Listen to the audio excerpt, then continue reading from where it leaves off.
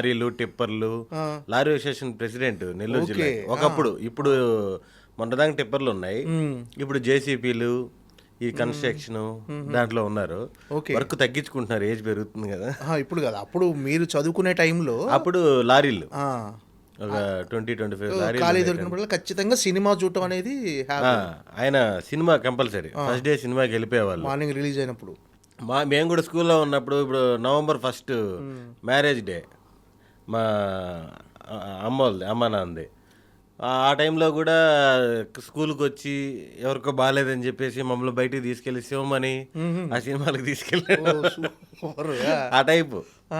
అంటే చిన్నప్పటి నుంచి ఆయన చదువు మీద కంటే కూడా మమ్మల్ని ఎక్కడ మేము స్ట్రెస్గా ఫీల్ అవుతున్న దాంట్లో అబ్బా అబ్బా. చదువు తర్వాత ఫస్ట్ హ్యాపీగా తినండి, హ్యాపీగా ఉండండి, ఆ వేలో చెప్పేవాళ్ళు అనమాట.